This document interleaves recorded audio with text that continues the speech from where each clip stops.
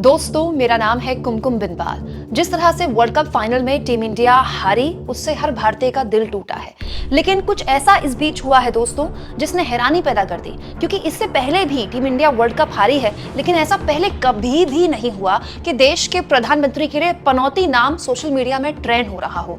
एक दो नहीं, ऐसे हजारों पोस्ट आपको मिल जाएंगे जिसमें प्रधानमंत्री मोदी की भरसक आलोचना हो रही है। जिस तरह से कल टीम इंडिया बिल्कुल हार की कगार पर थी, हार रही थी, खिलाड़ी हताश हो चुके थे, लेकिन उसके बावजूद भी प्रधानमंत्री मोदी की स्टेडियम के अंदर यूं मुस्कुराती तस्वीरें, प्रधानमंत्री मोदी का ये मुस्कुराना लोगों को बहुत अखरा।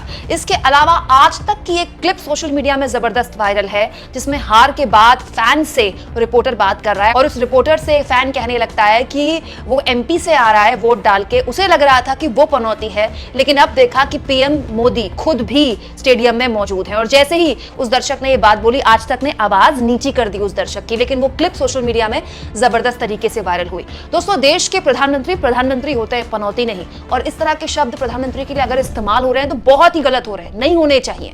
हद तो तब हो गई दोस्तों, जब राजस्थान के बड़े नेता हनुमान बेनीवाल ने कल टीम इंडिया के हार जाने क्या ठीकरा पीएम मोदी के सर फोड़ दिया और कह दिया कि मोदी तो हार का जनरेटर है।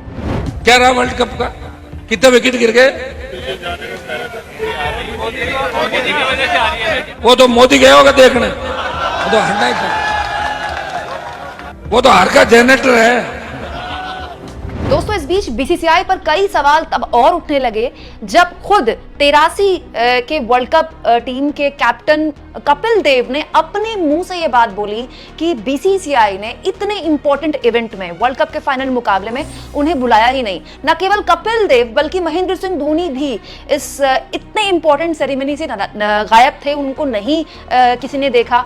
आप सोचिए, वो दो कैप्टन जिन्होंने टीम को वर्ल्ड कप दिलाया है, वो दोनों ही इस सेरेमनी में नहीं थे। हर कोई इस बात को लेकर बीसीसीआई की आलोचना कर रहा था कि पर्दे पर कपिल देव का किरदार निभाने वाले रणवीर सिंह को तो बुलाया गया, लेकिन रियल कपिल देव को क्यों नहीं बुलाया गया? लेकिन ऐसा हो क्यों रहा है? इसकी बहुत सारी वजह है। एक, हार। जब आप हारते हैं तो जाहिर तौर पर किसी न किसी के सर पर ठीकरा फोड़ा ही जाता है। और दूसरा और सबसे प्रबल वजह है दोस्तों, आईटी सेल।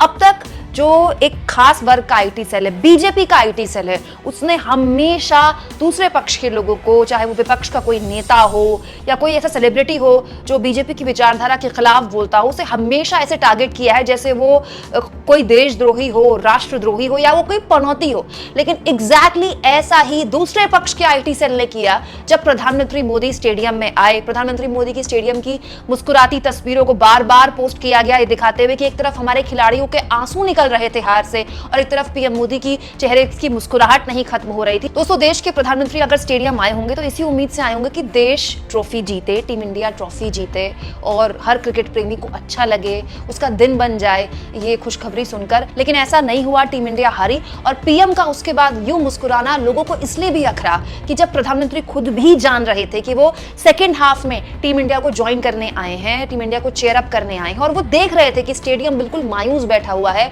हर कोई शांत है, तो यहाँ पर मुस्कुराने की क्या जरूरत थी? अब हर कोई इस बात पर ठीकरा फोड़ रहा है कि पीएम अगर स्टेडियम ना आते तो शायद टीम इंडिया जीत जाती, लेकिन ऐसा है नहीं दोस्तों, ये आप भी जानते हैं। लेकिन फिर भी जिस तरह से प्रधानमंत्री मोदी को इसके लिए ट्रोल किया गया, इस पर आप क्या सोचते हैं? कमेंट बॉक्स में जरूर लिखें और चैनल को ज्वाइन भी करें, सब्सक्राइब भी करें और थैंक्स और ज्वाइन का जरूर इस्तेमाल करें।